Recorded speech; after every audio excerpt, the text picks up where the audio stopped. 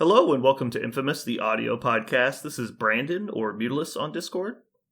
This is Parker, go by One Who Parks on Discord. This is Aaron. I go by Treffenwood on Discord. Welcome back to another riveting episode. Quick announcements. As always, links in the show notes. I'm going to have some new stuff popping up on my store if you want to check out Infamous Studios. But other than that, Parker, what we got? Oh man, we got news! Hey, news! Yes. News. So our news today comes in the form of Silver Sable's card and Black Panther Chosen of Vast's full card. We knew what was coming on the front, but we have the back now. We also have some tactics cards along with them. So I want to start with Silver Sable because I love this chick. I'm going to blaze over her real quick as fast as I can because I just want to talk about her. In honor of Brandon Morris, he has specifically requested you take the time to read the card. Oh, really? Wait, what? No, hold on. I thought we agreed going the opposite direction. Everyone's seen the card by now. Right. Yeah. No, so we're not going to read the card, right? We're done with that? Not at all? No, yeah. We're assuming everyone has seen it. Oh, because it's been out for by the time this comes out, it will have been out for a week. That's true. Everyone has seen it. That's true. So if you want to familiarize yourself with the card, take this moment, pull up the card. But we're going to be assuming that you've at least cursorily looked at it. We might talk about the details and stuff moving forward. Okay. We're not going to be reading cards anymore. Ooh, look at that! You heard it here first. That's news. Yeah, that's what that is.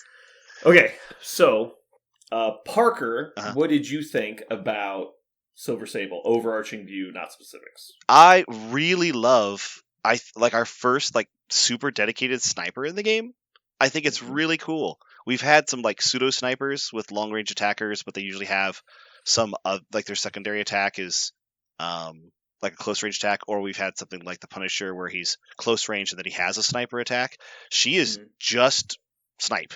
Snipe. It's pretty much Hawkeye's the only other one that's really dedicated long range. Yeah, but even then he doesn't have a spinner, right? She has she has two attacks that are designed to be longer range, and all of her kit's about longer range. I think Hawkeye, I think you're right. He's also supposed to be a longer range guy, but arrows are not sniper rifles, right? So you can't line up the headshot. So I think is the second gunpowder weapon that's above range 3? What an interesting idea. Second gunpowder. Because we had talked about this previously. It was aim shot from Punisher was the only range. Oh, and Bucky was the other and then one. Bucky's. Yeah, and Bucky got So okay, but also both Bucky's spinders. I'm pretty sure both of them are.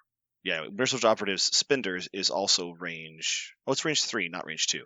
But yeah, they're right. No, I'm totally agree with you that she's the only sniper. I'm just saying it's interesting how most ranged weapons in the game that are considered rifled projectiles are only range 3, and so that it's just why aren't we should have more range 4s, not 3 to 5. But that was my point. I really like that her whole, unlike some of the other characters in the game, they're kind of balanced around going short and mid. Her whole kit's about long range, which I think is super cool. I think it's cool that they just kind of dedicated her as a sniper type. And just really push that.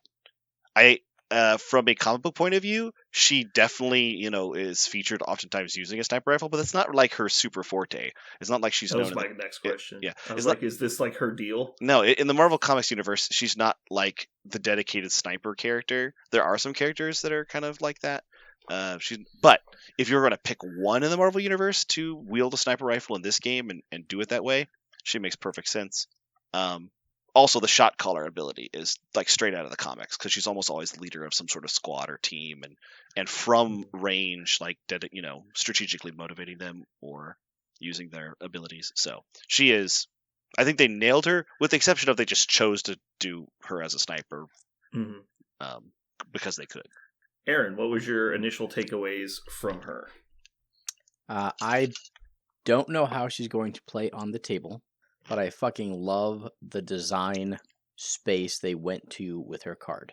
Would you like me to explain, or do you want to give your initial impressions first? If you want to, that's fine. Okay. So people have said, nebulous people, that AMG kind of shot itself in the foot as soon as they released Steve 1, way back then, right?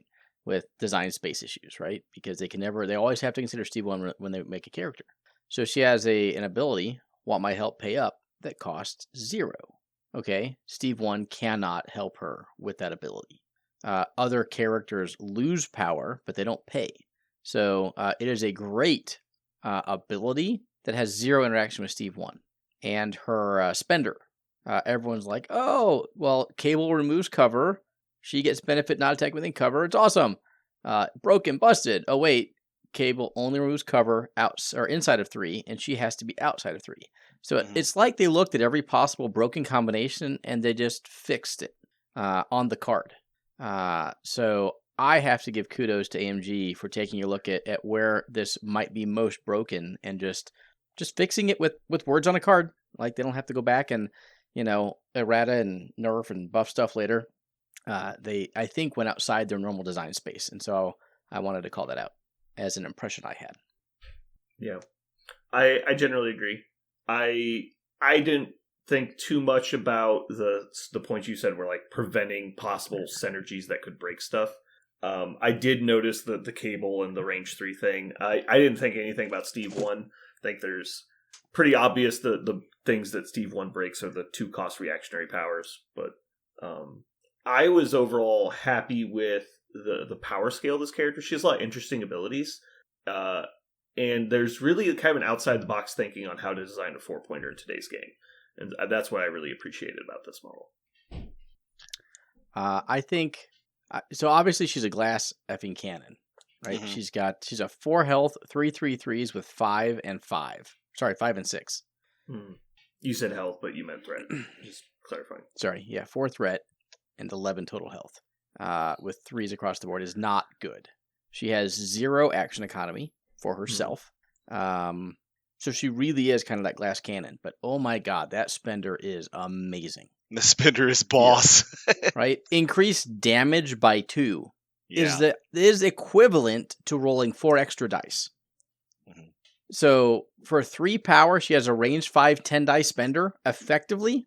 Holy balls. That's nuts. So if I see this model across from the table, if I just let her do what she wants to do all game, I'm probably going to get my teeth kicked in. So I'm curious, how often do you think it's going to deal 3 damage?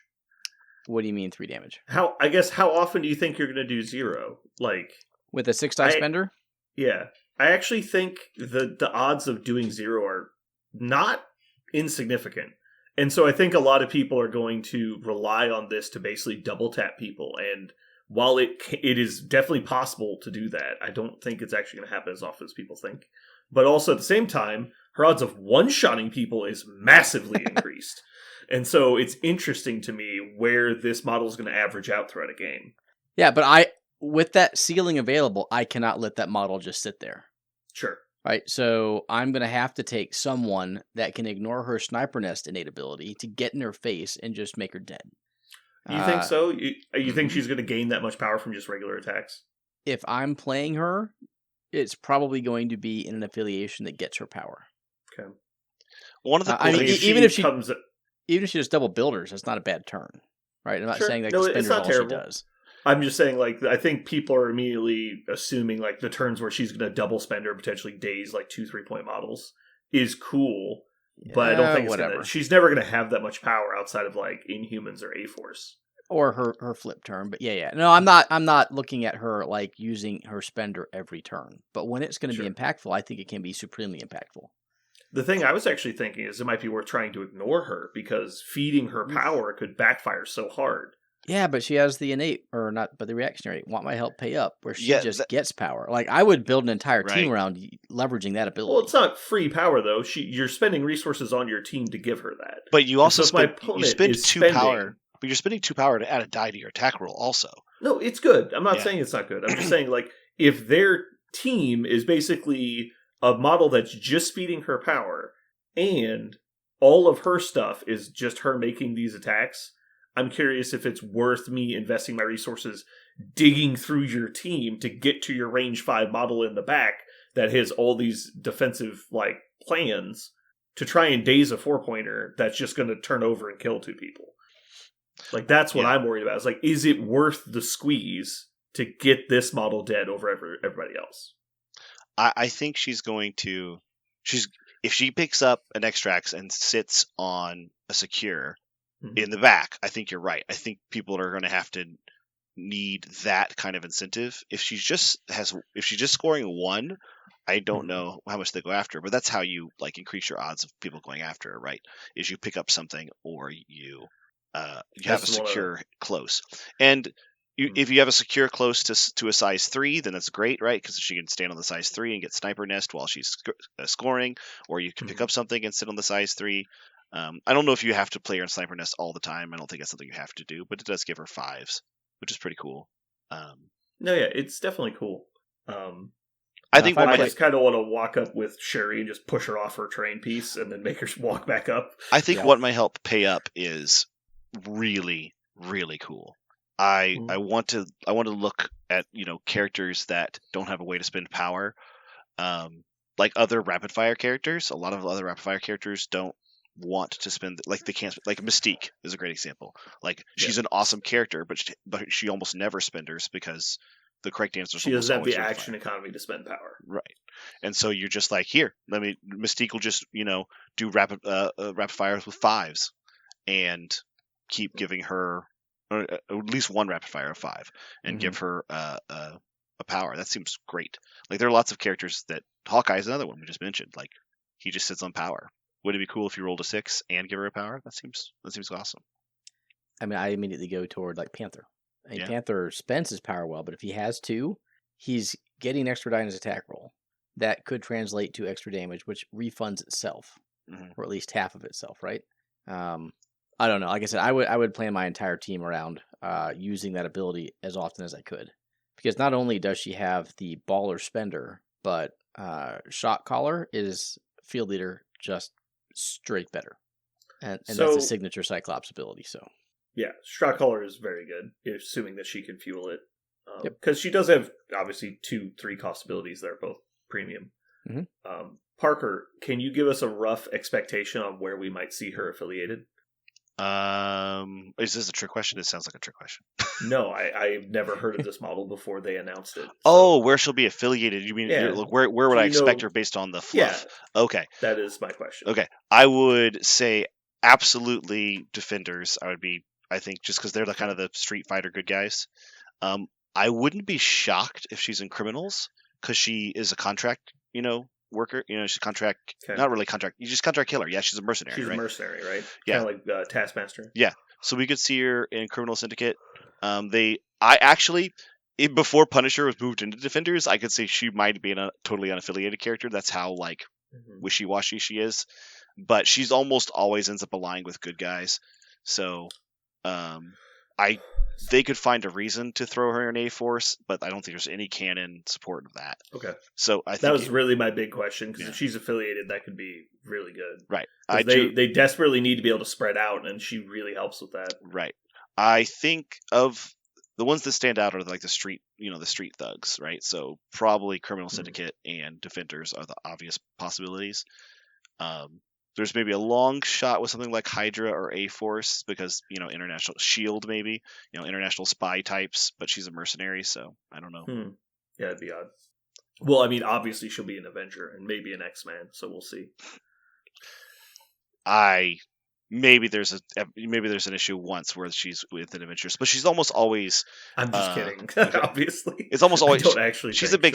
She's based off a Fox character, right? She was introduced in Spider-Man, so Spider-Man has all of the animal themed guys.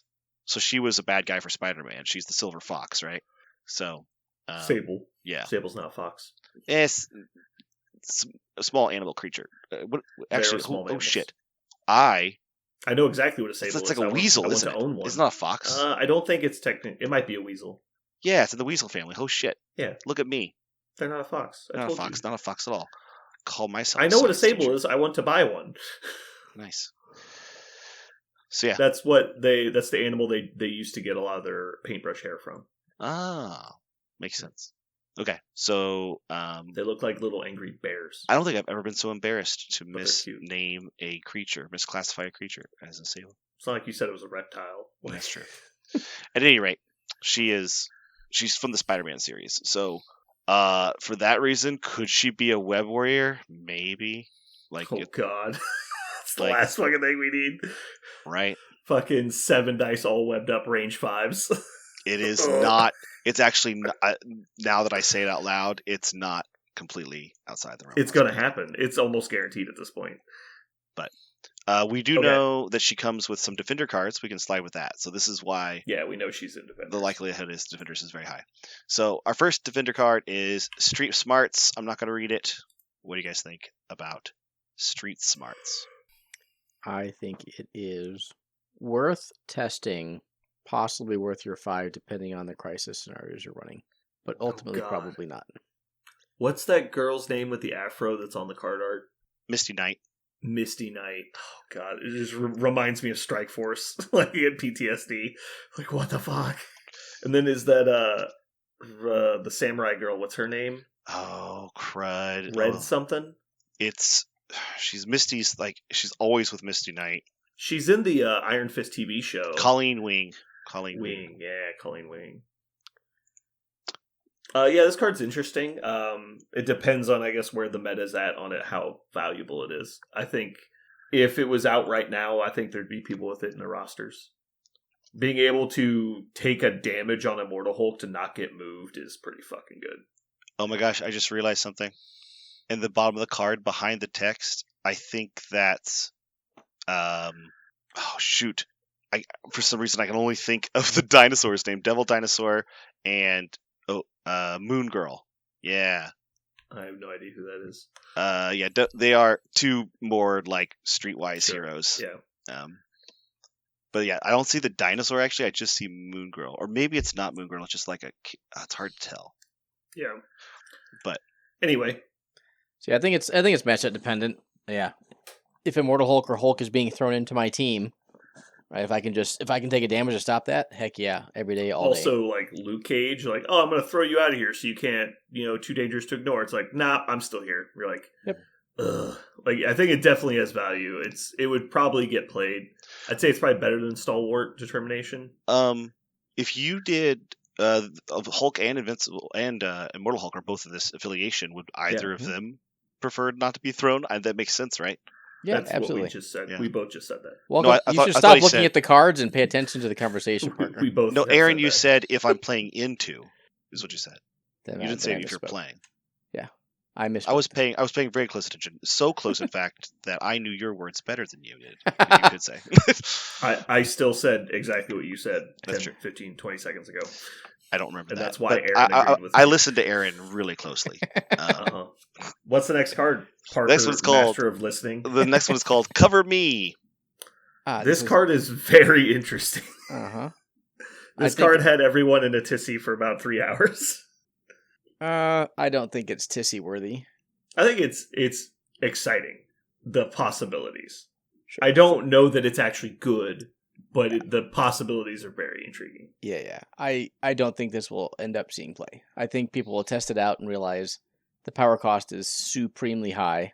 I think it's only actually good on super high health models. Like if you put this on your 3 threat, sure, I'll suffer 1 attack Yeah, potentially obviously to just that would daze your be- model.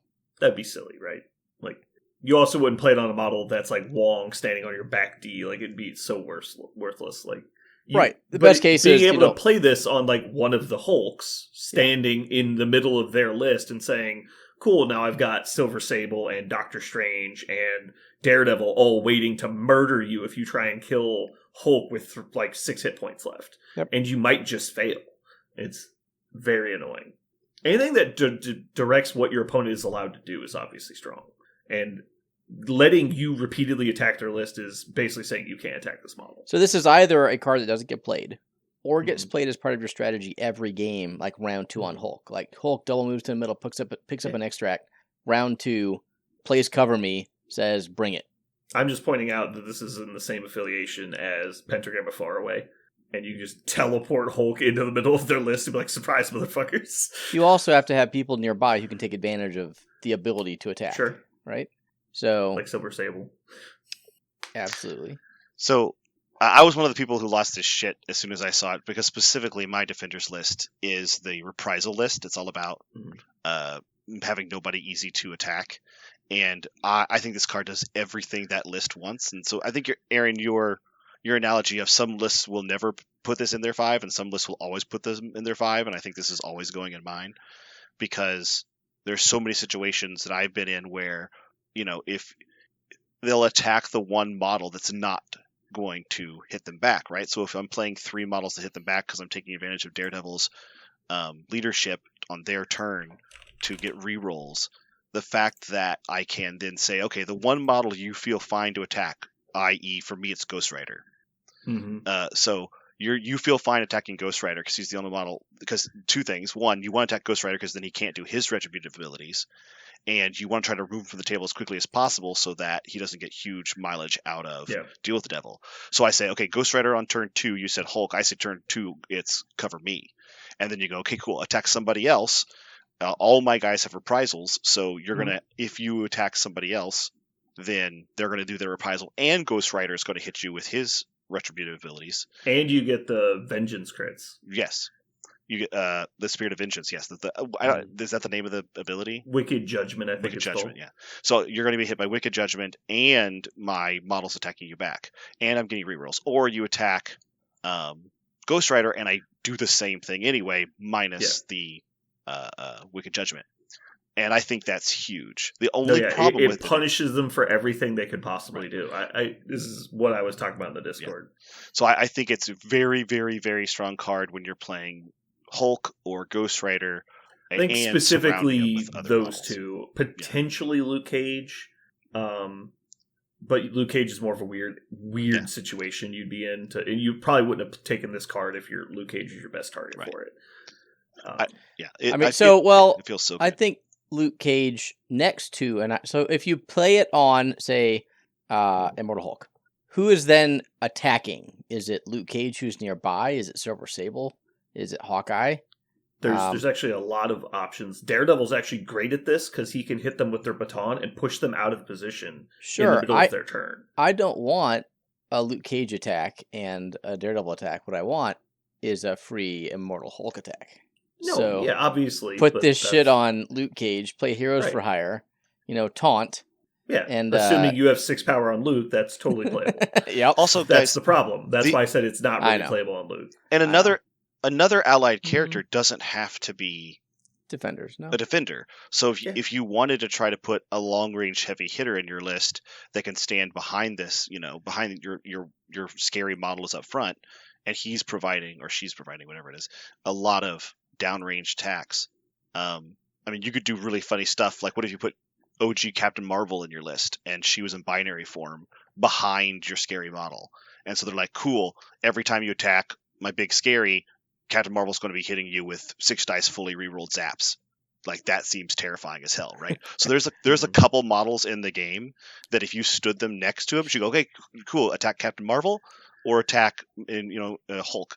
But if they have energy attacks, they don't want to attack Captain Marvel. So there's a bunch of ways to abuse this, because the models that are attacking back, they do need longer range attacks. They do want premium attacks, sure, but they don't have to be defenders. So look for some other ones like that. I think the ways to get around this card, if you're trying to play into it, is if your opponent obliges you by doing a bunch of range 2 guys that aren't jammed in, you just feel free to just go ahead and attack, right? Because you're not going to receive that much damage. But yeah, obviously, if you're not taking advantage of the card, it's bad. Yeah. I think there are going to be people who play this and don't run Daredevil and Sabretooth or whoever it is that they're playing with. They don't jam them in, right? They're playing conservative with them, and they play this card, and you go, no. But I think the point is, if you're planning on playing this card, you jam everything that's range 2 and everything that's range 4 and 5. You put right behind your Ghost Rider or your Hulk. Yeah, I think people understand the positioning aspect of it. I think it is. You are correct that there's multiple ways to play it. There's the having retaliating attackers also there that are jammed in with the target, and that way they're all ready to fight. Or you have the support characters like Doctor Strange, Captain Marvel standing in the back supporting from range. And so I think both of those are very viable. I think this card's going to end up being kind of like Smash, where it's a very useful tool in lists that are good at playing it. And I think you'll see it in almost every roster that is conducive to this strategy, where you've got one big model and a lot of other people that are good at attacking. I love the fact that it doesn't have to be a builder or a cost 0 attack. You can start sending spenders at people. Really starts fucking with the math when you start throwing people on their turn. It's crazy. Yeah, I'm very, very, very, very excited for this card. Having played a lot of defenders without a defender's card, this is perfect. The last card we got is Sable International. Trash. It's a silver Sable card. It is literally just Blood Red and Personal, but worse. Is it worse? Because It's worse because it's each time Silver Sable dazes or KOs an enemy, you gain a victory point. It is Blood Red and Personal days or KO. It's for the round. It's not on days, but it's only for Silver Sable. Yeah. So unless Cover Me is popping off, this card is okay. Yeah. So we didn't really talk about Silver Sable's backside, but it changes, and this card has synergy with that. Okay. What is her? She got extra health. What am I missing? Her ability, Want My Help, Pay Up, changes to protect the asset. Oh. She gets Got Your Back on attacks. Mm-hmm. And since her attack is a gainer, if she has, let's say, 3 power, that guarantees her ability to do that twice. If she has 4 power, it's 3 times. So if she's just camping 4 power at the end of her turn, like she double spend or double builders, whatever, or she's flipped, she spenders once, she builders, whatever the case, she has 4 power, she can protect the asset 3 times, which is pretty significant, right? Being able to put 3 range 5 attacks into someone. It's arguably better than that because it's a gainer, right? You get to potentially gain power off each attack. Well, yeah, so if you have 4 power, you spend 2, you gain 1, go to 3, you spend 2, go to 1, gain 2. Anyway. But I mean, you have to play this card in the power phase. Oh no, it's during her activation. So you have to spend on her activation. So I think the card is shit. But yeah, I want to talk about it has potential. Ability, which is not shit, which is if you attack any of my characters holding an asset or civilian token, she gets to immediately just shoot you back with a range 5 attack that could push you on your turn. That's not shit. That's amazing. The problem is she has to get flipped to have that ability. So how risky do I want to play Silver Sable to get her flipped to then have this really cool ability?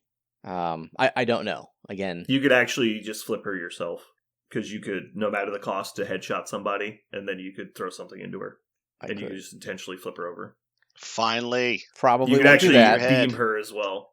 You say that, but I mean, you get a headshot. It's not like you're wasting it. You're getting a headshot out of it. Yep. And then you could also do like a Punisher, blow up a piece of terrain and do auto damage. Oh, that might be enemy only. That's enemies. Trying to think of a way to get 2 free damage. A beam through your own model. You could beam, but I think didn't they rule that you could only beam if you're hitting an enemy? Yes. Yeah, so that would be a lot harder. I think throwing something into her is probably the best bet. Anyway, card at the Sable International is horrible, but protect the asset's pretty good ability. I'd like to see how it gets used. If she shows up in Spider Foes, being able to pull people on their turn and into Trap House sounds amazing. Well, there's just a lot of, because they ruled that tactics cards played by people count as them doing stuff. So I'm trying to think if you could play like a team card that damaged people. I was thinking of Well-Laid Plans, but she doesn't play that. If was it Heavy Ordnance was still legal, you could play that, and the explosion could potentially daze people, and that could get you victory points. But that's gone now. Anyway. So yeah, if she gets dazed and then activates and doesn't get killed, and then you kill other people on her team instead of trying to kill her, and those people have objectives, then she can shoot you a bunch and maybe get more victory points. So the card's bad, ability good. Also, she's probably dead though. So, like I said, my entire issue with her is it screams glass cannon. Kill me. Please kill me. Please kill me. I mean, I've definitely had the games where you just can't kill the fucking 6 health model, and you're like, whatever. Yep. But so what's next? So leaving a super cool box full of stuff that I want, going to a place that, okay, sure. Black Panther Chosen to Bust. We knew of his front side. We now have his back side, which it turns out is identical except it's orange. It's so pretty though. It's very orange. So got those provocative scrapes. What do you guys feel about? I still haven't read this guy's card. Oh really? I do not care at all. There's too many fucking Black Panthers.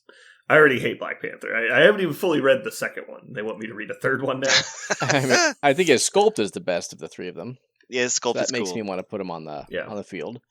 I've heard a lot of people. You will be playing this guy on the field, Aaron. Yeah. I know you will be playing this guy. I actually, when I was looking for convocation models to play, I looked at this guy and I was like, When I thinking about just like how I think in one of the earlier podcasts you said a lot of these guys are just stat blocks with models. I feel like this guy is just your kind of stat block with model. When I read him, I was like, oh, Aaron's going to play this guy. He's going to be so much fun to watch him run away. Am I crazy? This is like the most, to me at least, this feels like one of the most phoned in models I've seen in a while. There's just nothing about it seems interesting. It just seems like, look, we put rules on the model. And you're like, okay. Well, there's definitely nothing about him that's bad. That's the thing. No, I think he's good, yeah. But it's just like, I'm just not at all intrigued by this model in the slightest. Pounce is good. Stealth is good. Wallcrawler good. Yeah. Finisher's great. Like, he's basically just a Sabretooth that doesn't attack you back. But he also has stealth and superior agility. Yeah. The only thing that curves him is he's not long. I think that would be dumb as shit. So they didn't do that. But he also has relatively poor defenses. I mean, he's a 3 threat, right? 3s across the board with 10 and no. I mean, superior agility is good. Yeah, no mods is huge, but doesn't actually keep you from dying. It just keeps you from being annihilated. I anticipate playing this model. It was released where he's affiliated with. I think he's affiliated in 4 affiliations. Fucking great. Where did you see this? I don't remember. I think it's in the panel to play, if that's there. Fake news. Yep. He is in, stand by, Avengers, Defenders, Midnight Suns, and Wakanda. So I gave him the Mystic side because he's got Mystic attacks. Yep. I'm just saying, I don't know why this got in my head right now. If they don't put Doom in Convocation, I'm going to be upset. He needs to be in Convocation. He absolutely should be. But he should be. I'll be upset. Yeah. So moving on from Black Panther, you guys want to talk about cards? Yes. All right. So let's start with the King's Command. Hey, you went in order for the first time. I'm very excited. This card is trash bullshit. But they gain a power. Wakandan leaders I know. are all extremely good users of power. I know. Black Panther 1 spends 4 for nothing. Oh my god, gag on something. It's horrible. Yeah, this is just all the cards in the game that say one model dumps a huge amount of power for other models to gain power under weird conditional circumstances. Yeah. You're just like, this is just the worst. Yeah, and they just showed that they knew how to print a good one with the Masked Menace or whatever the cameras card. Yeah, that's an overpowered one. I don't know about good. No, but they showed that they knew how to make one work, and that they repeatedly don't make any of the others work at all. It's like, all right, hear me out. Spend 23 power, give 1 power to one model within 3, and you're like, what? What are you doing? It's fucking terrible. Remember the X-Force card where it's just pick their biggest model? Yeah, I just said that. It's fucking terrible. Yeah. Right, I'm not even sure if this card would be good if it was Hawkeye's card.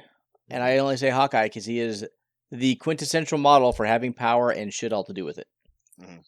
I would like them to make another generic card that you could just dump power through, in some way. Not advanced R&D, because that was obviously their first attempt that was fucking awful. But something along those lines, like a midi Helios laser. It's some kind of energy cannon. It's spend X, get 2 die. What is it? The illicit weaponry thing, or scuttlebutt on me, something like that, where you can just have a regular dude just spend power to do something cool. Anyway, what's next, Parker?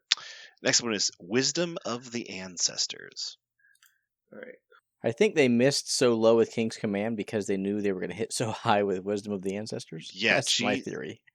Jesus Christ, this card. As somebody who's played Black Panther 1, I might be closing in on 50 or 60 games now.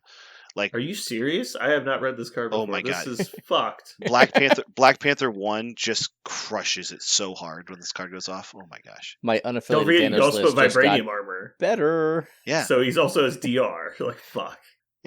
Yeah. By the way, I'm claiming DR. We came up with that. We were the first people to say DR. Oh, really? Yeah. Deal. Stan. Damn it. Infamous. Heard it here first.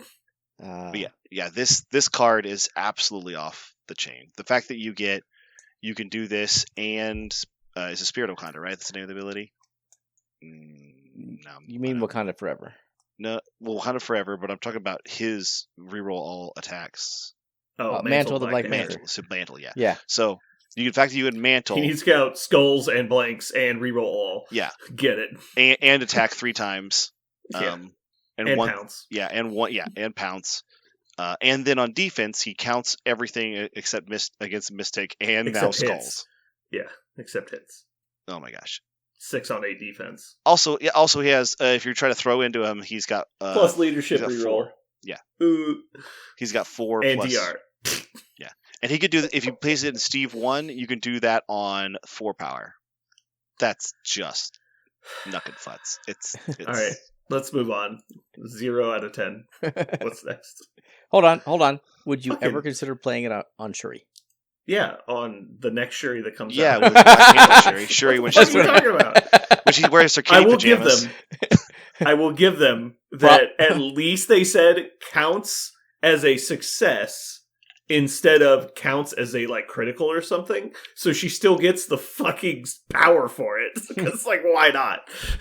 Yeah, I really hope there's a future proofing there with a new Shuri. Yeah, because they're just gonna rotate Black Panther 1. They'll fix it. All right, We what's need a up? 5th Black Panther. Ugh. Okay. The last card is called Strength and Cunning. There's a lot of text on this card. Brandon, you can just stop reading it now and never read it again. You'll be okay. Yeah, it is just Now I want to read it. Okay. I started and then stopped. All right, let's see. this is the weirdest collection of cards in this box. Yeah, it's like banger What the and fuck? That's expensive as shit. 2 It's- pieces of toilet It paper. costs 6 power, 3 on 2 characters. What? Dear listener, watching him get to the last sentence, and like I saw his brain go, "What? That's it?" And his whole head just inverted and squinted. well, because I got to the throws in Baku, and I'm like, okay, but I'm only like a third of the way through the card. I'm like, what else could it possibly do? Yeah. and it's basically 38 words to say nothing else. Yeah. It's an extraordinary amount of dog shit. Oh man. Yeah, that's not the worst card ever, but God, that is convoluted as fuck. That's the next mental domination card right there. It's like, it's not overly complicated. It's just so wordy for like nothing. It's like, So- does the advance really matter?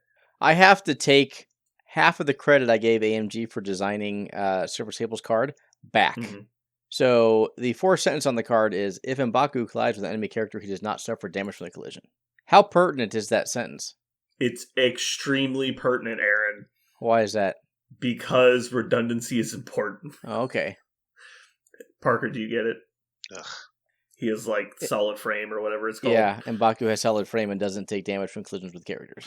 This is future Hey, proofing. it's future proofing. There can be more M'Bakus. This Yeah. is 100% for Uh, M'Baku 2, the M'Bakuning. The M'Bakuning. The M'Bakuning. Uh, We're about to embark so I would on a absolutely grand adventure.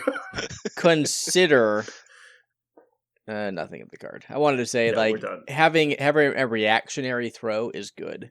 However, having a very conditional reactionary throw is not great. All right, pause. When the fuck are you going to play this card? It's not going to be at my 5. It's going to be really No, hard. hold on. I just want to point out, you have to have the Chosen of Bast and M'Baku, which is logical because he's going to be Wakandan and M'Baku is a leader. So makes sense for you to have these 2 models in a squad. But you're not going to have these 2 models in a squad without also having the fucking Count Skulls card and Spirit of Wakanda and Advanced R&D and fucking Wakanda Forever and fucking pick your firstborn child. Those cards Like, are all being rotated out. Don't worry about all it. of those cards getting Don't worry about rotated. But even after that, like, fucking every other card in Wakanda is better than this card. Not to mention, it requires 3 power on 2 fucking people. that you don't want to spend power on. What if M'Baku got to throw himself short, and Panther got to make an attack?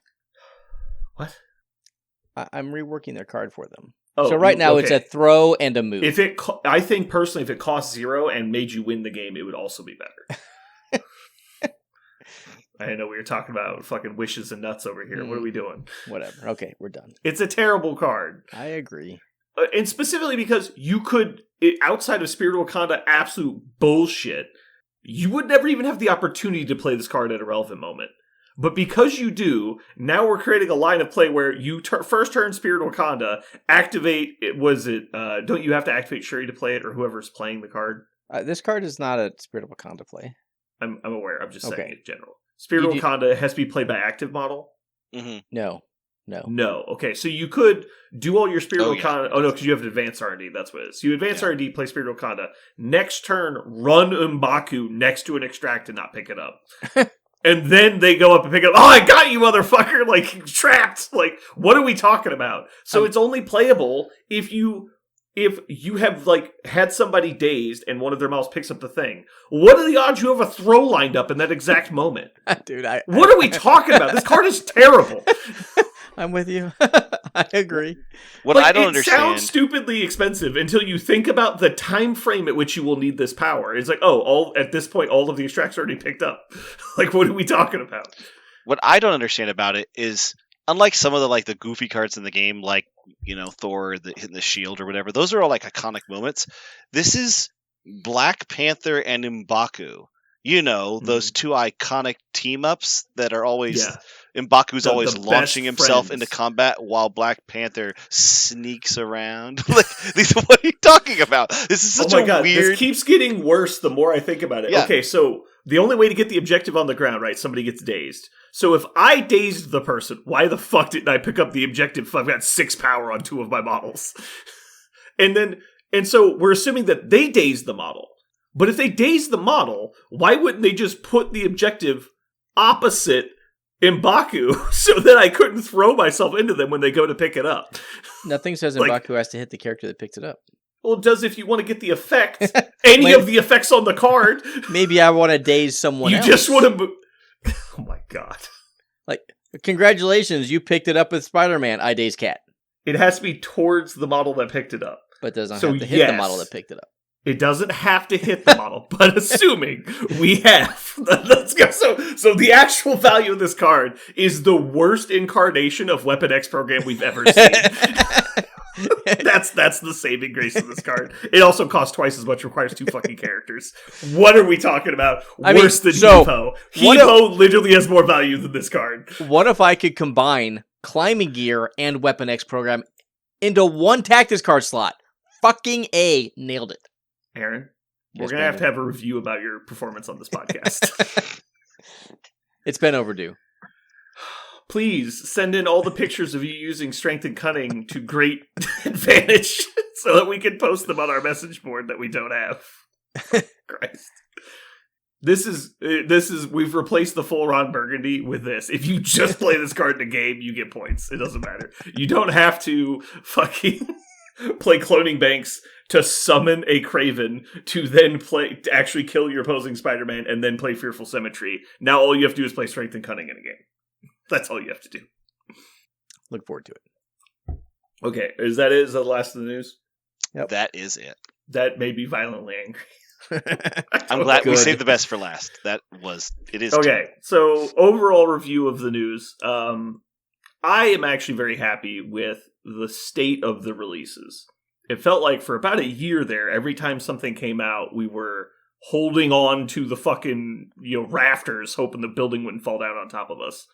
And so I feel like Silver Sable specifically, I think, is the gold standard for what 4-pointers should look like. And also, we haven't seen her in play yet. So she might be better or worse than we assume. But based on her card, I personally think she's in a really good spot for what 4-pointers should look like moving forward. They should be valuable with some flaws. What do you guys think? I concur. I think the Shang-Chi Silver Sable box is going to be a ton of fun. It's going to add 2 characters to the game that give new dimensions that are both different. And it adds new cards. Huge, finally, some cards that defenders can play. It's just a part of the game they've been totally missing. Great box. I don't know. We don't know what Neymar does yet, but he better be the coolest fucking character of the game because this chosen of boss bullshit is good. But yeah. All right. What's next? I don't even remember. Tournament. Our topic. We had a topic. Well, I don't remember the topic. You said tournament? I can remind you. Shout out to Mike Whalen, who asked us a question about how we prepare for tournaments and what our mindset is going into them. Specifically for big shows is what he meant. Yeah, that con level events. Yeah. So Michael specifically asked if we could talk about how we approach large competitions and our perspective on list building and goals for the event. So I guess starting off, he gave a couple examples here too. He says Parker played Steve at Adepticon and She-Hulk in the LVO, and then Aaron tends to take goofy stuff to events. Just addressing that real quick, I think he mostly takes goofy stuff to TTS leagues and to local events. I think he actually plays competitive stuff at most tournaments. Well, yeah, we're going to get to this. Large events. If he goes to a large competition, he generally plays semi-competitive stuff. The only time I can remember you going to a large competitive tournament playing something that's pretty silly. I mean, squad goals, but I don't think you considered that a large competitive event. That was more just a team tournament. I would absolutely consider that a large competitive event. Okay. I took but you played Guardians, not Sentinels. Yeah. I took unaffiliated LVO. Does that count as silly? Did you think it was silly, or did you think it was competitive? Okay. No, there was no. Well, but you were boycotting CGR at the time, so I don't really think that counts. I think I was boycotting MCP at the time. You were boycotting the competitive meta because it was CGR the meta. You're correct. So I think perspective on that is important. Like to the outside, it might appear that he's just screwing around, but I think Aaron rarely does anything without a lot of intent behind it. I'd like to know from Aaron actually. Aaron, do you? Oh, am I on the cast too? Yeah, you get to tell me how you feel about things. Go ahead. Well, what are you when you go to a big show? What's your goal, and how does that translate into games? So I think Brandon is both wrong and not wrong. I only ever actually prepared for one event this past year, and that was the WTC. I repped the hell out of Sam to do as well as I could with what our team thought was a very competitive roster in that team's format. The rest of them, I mean, Brandon and I made my NashCon list the Wednesday before we left. Hey, that list is still doing good work. It is, right? Like I played Guardians at Squad Goals and got 4 games with them before I went to Squad Goals. Unaffiliated bullshit, the LVO with minimal prep. There was one more. Oh, Adepticon. I took Hellfire Club, which I thought was super strong and had no reps with. Mm-hmm. So I typically do not have aspirations of winning an event. I think in order to win an event, you need a lot of reps with your list to know specifically the ins and outs of what you're good into, why you're good into it, and more importantly, what lists give you problems, and what can you do to mitigate some of the advantages that the opponent's list might have. I have a lot of, I'll call it intrinsic game knowledge, but not the specifics. And so that's why I'm probably not going to win major events, because I don't like grinding hard with one team, weeks on end. I just don't like it. So my goal for a competitive event is the exact same as casual game night, is just to go do as well as I can with the list that I brought and have fun rolling dice with what are hopefully great people. I don't view any large con as any different than any other game of Marvel outside of a con.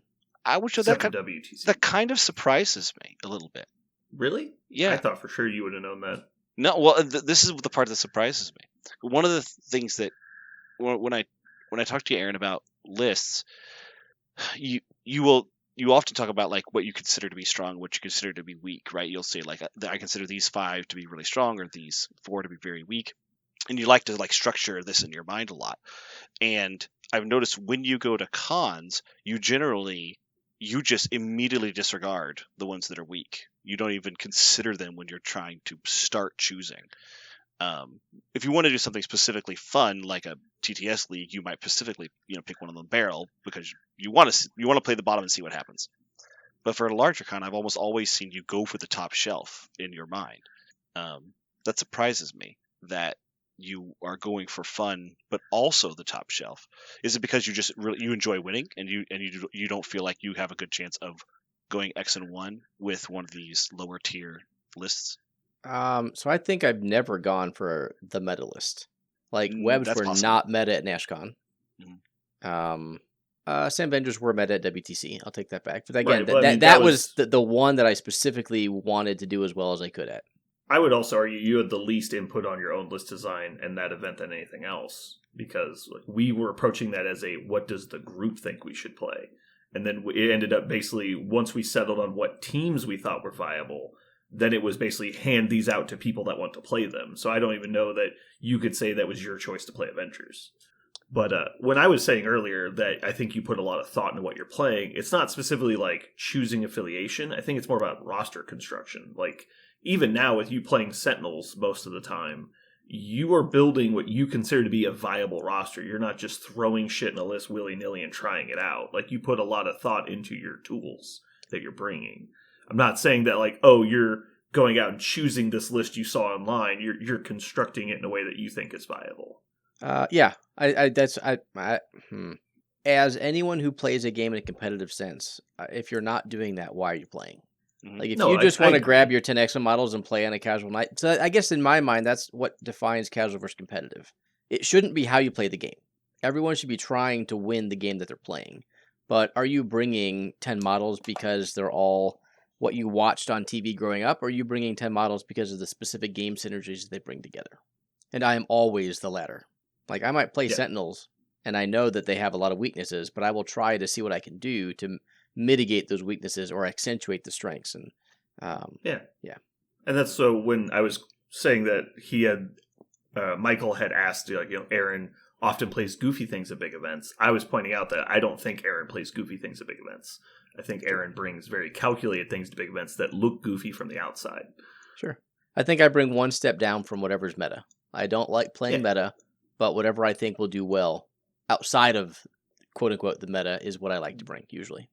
Generally, for painted only tournaments, I will tend to play more fluffy thematic things because I like painting that way. Mm-hmm. And then with the exception, obviously, WTC. But when it comes to just regular competitive tournaments, I tend to take the most competitive thing I want to play. And so priority 1 is something I want to play and not just something I found on the internet. And then priority 2 is the most competitive thing I can think of in that pool. Parker, what about you? What's your take on approaching large events? When I go to a large event, I actually look pretty hard at the meta and then try to avoid it and not even go down to like a tier 2. I try to go, I guess if they're going right, I'm going left is generally what I try. And my favorite thing is finding other corners of the game that have really interesting synergies. My strategy is still what Jeremy calls gleaming the cube, when I just put all the cards on the table and I just stare at them for like 45 minutes to an hour. And I just look at all the possible combinations of things that I could think of. What if this was this and this was this and this was this? And I start to look for patterns, right? And try to accentuate those patterns and find ways to improve the performance of something that people are not looking at.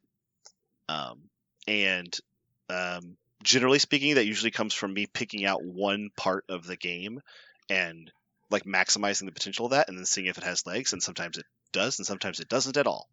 But when it does, that's usually when I do the opposite, kind of what you were saying, Aaron, and not being able to stick to a list. I like finding one of those things in the game and then playing, a dozen, up to 20 games of that and feeling really good about knowing that part of the game locally.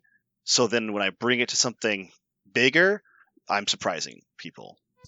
Generally, by the time I am playing my list I'm bringing to a national tournament, everybody locally knows exactly what I'm doing and it doesn't work anymore because I'm purposely trying. That's actually what I find so frustrating about it, because I see you lined up against people and they're like, they just walk into every trap. I'm like, what are you doing? Like, you're letting him win. Like, because you know very well, because you've seen me describe it and you've seen me play it, and you're like, he's doing something. You could fix this, and it's true. But I like to think I see a lot of things before they happen. Obviously, I'm not perfect. I get caught out on stuff, but it seems painfully obvious to me when I watch you play games what's about to happen. Right. And it's probably mostly because I've played you specifically. So I always know, like you always can trust the rogue to be palming a dagger, right? I know where your tricks are. I know where to look for them. And as soon as I look in the right spot, I'm like, that's what he's doing. Yeah. And then I look at his opponent, and his opponent's over there counting his power tokens. I'm like, damn it! Like, he's gonna get got. And so that's incredibly frustrating. I always have to try and not say anything. I really love that analogy. You can count on the rogue to be palming the dagger. That's it. Yeah. And I like taking things and people going to the end of the game and going, Captain Marvel is a lot better than I thought. Or wow. I think all three of you guys, Jeremy, Aaron, and Parker, all have very established play styles. Mm-hmm. And I think it's obviously we've played more games together than just about anybody that I can think of, but it's really interesting to know that, like, when I do play you guys, I'm definitely not playing a generic opponent. I'm playing against you guys. I don't know if I feel that way when you guys play me, but like when Jeremy's playing me, I know exactly what Jeremy's going to do before he does it, because he has tendencies, and like he's naturally aggressive. I can expect him to look for the splash play every activation, and if you give him one, he'll go for it. Mm-hmm. And so you can almost bait Jeremy into doing stuff.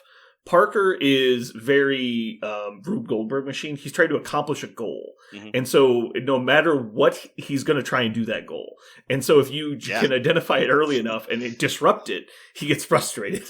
And then he's like trying to still do it even though you've stopped it. Uh-huh. And then Aaron is just very calculating. And so I think it's funny to play against you guys knowing that like exactly what we're going to do before it happens. And that is one of the reasons why I like going to big events, right? Is because you get to be a fish in a much bigger pond, and all of a sudden, I think for some people that's super intimidating. But if you have a goal and you have a plan, and mine is usually X and 1. Like, I love X and 1. If I break, I feel great. If I don't break, I also am glad that I went at the tournament. But my goal is usually X and 1.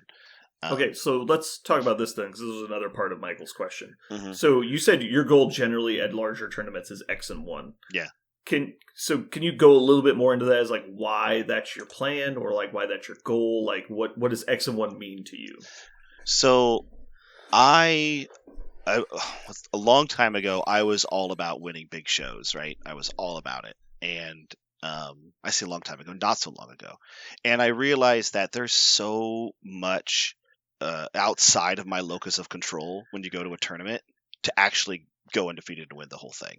I have a few champ trophies from X-Wing, and after I got those, it was all from like regional events. But after I got those, I was like, man, I really had so little to do with this. Mm-hmm. Yes, like I showed up with a good game plan and I was playing it well. That's true. But that's basically everybody there. Right. But so if all those things being equal, they're just some of it just comes down to a series of coin flips. And after I realized how much wasn't in my control, I realized that I need to find a way to be more satisfied with not the top spot. And so I love X and 1 because I love, my gimmick. I love bringing a list with a cool gimmick. And like you said, the gimmick won't work every time.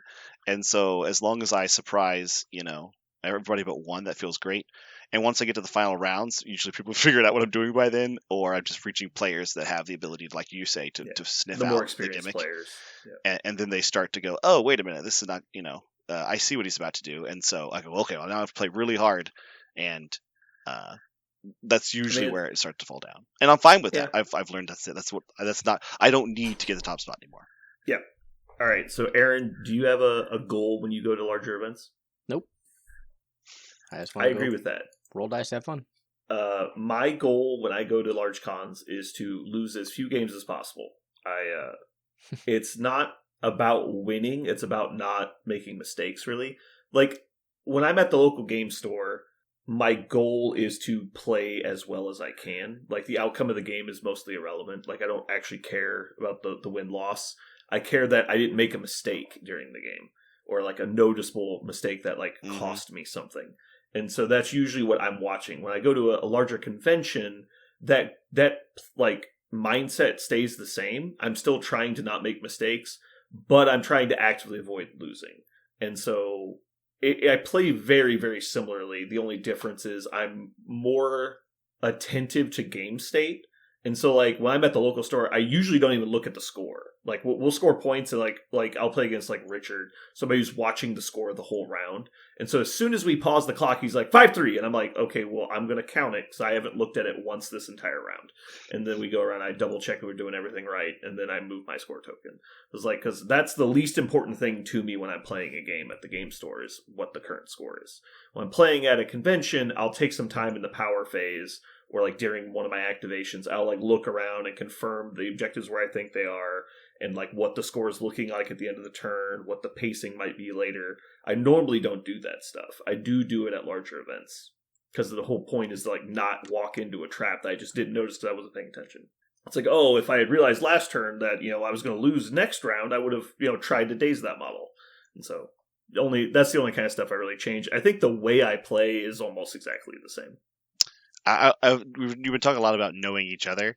That is the thing I hear you say. Like, every time you come out of a game at a major event, the first thing I hear you say is what mistakes you made, if you saw that you made any. Yeah. You really do care about those a lot. So the win and the loss doesn't seem to matter much to you at all. So I buy that 100%. I think that's really honest. That's a good reflective comment of yourself, I think.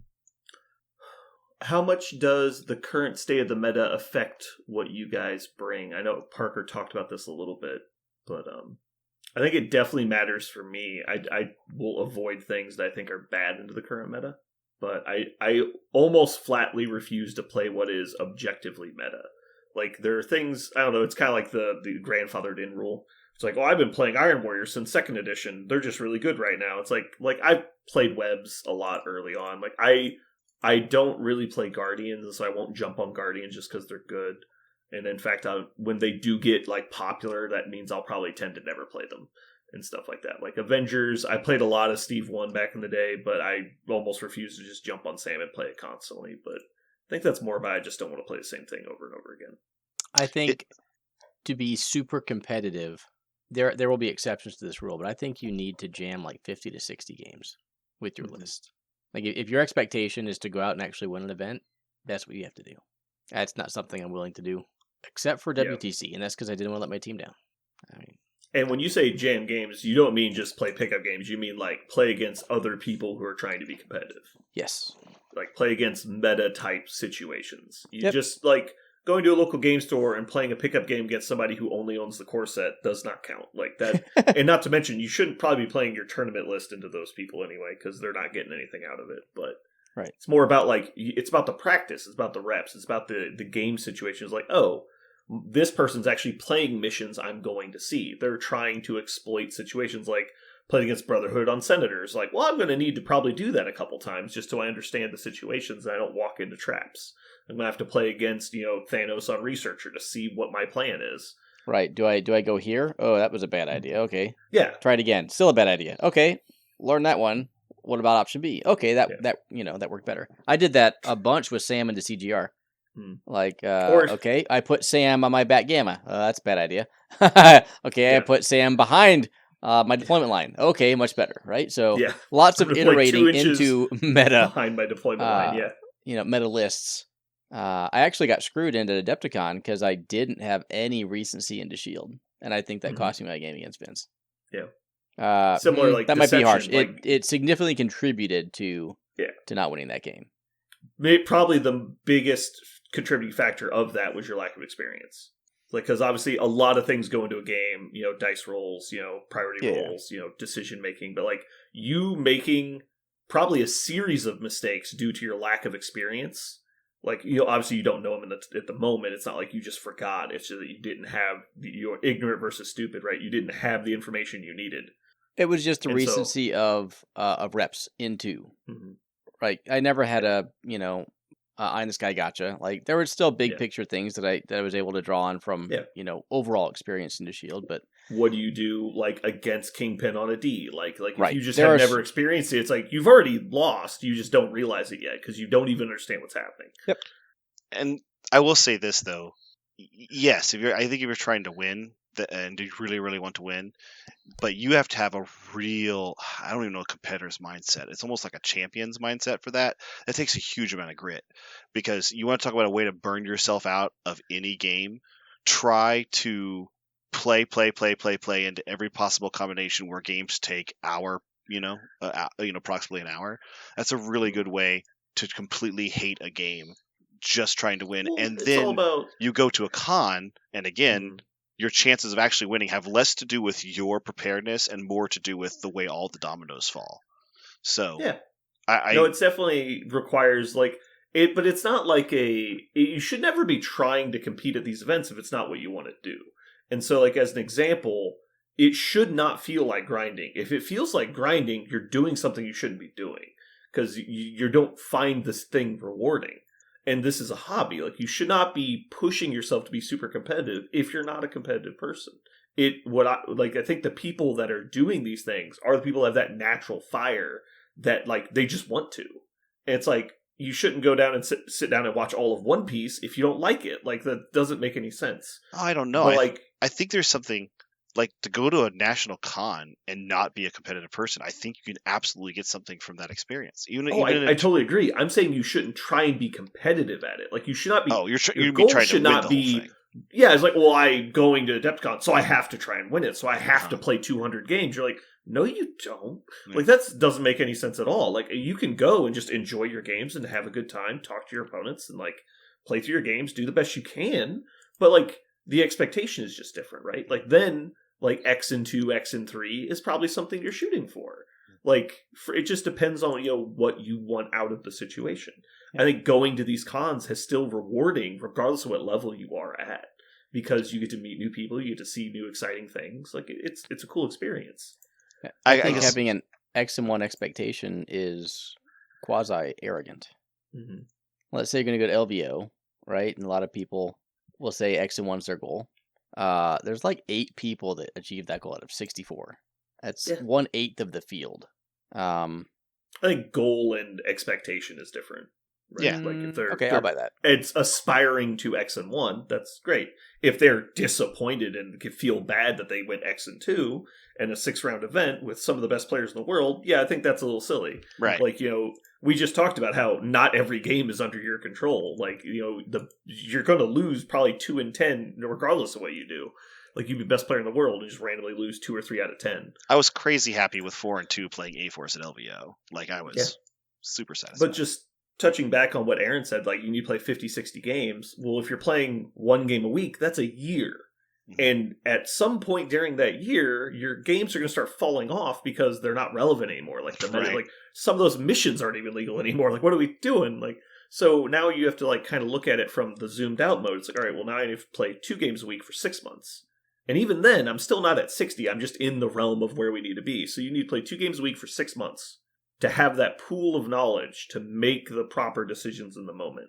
And then when new stuff comes out, you need to get that knowledge. So like when, let's say, Wakanda box drops, like, well, you need to get a few games into Wakanda to kind of understand how they work. And not just people experimenting. You need to practice into a practiced player, or else it doesn't matter. And that's what I'm saying, that quest is, I think, a fool's errand. I think. Yeah, some people like want to do it, and other people don't. And if you don't want to do that, you fucking shouldn't. I could see someone, and I think for that player, this is honesty. I think for that player, it's called TTS, where you can get a game from your house from while you're sitting down, and you don't have to bring a bunch of models, you don't have to paint a bunch of shit, you don't have to, find and acquire the space for it. Like, I think that's for that kind of player, because they can just hit one button and now they're playing a game against somebody, and they can get that kind of rep from anywhere in the world that they want to get the rep from. So I think that's what that kind of service is for, if you're excited to try to get better at the game in that way.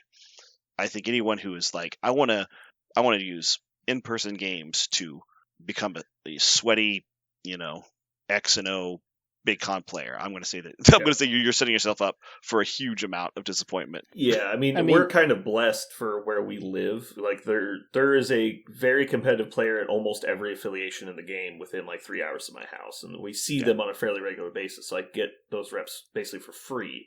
So where a lot of people will have to resort to something like TTS. I think there are definitely metas out there. It doesn't have to be a whole developed meta. It could just be you and like 3 friends who happen to both be be really good at the game. Yeah. So I'm sure we're not a unique snowflake in the ability to get competitive games in real life with other people.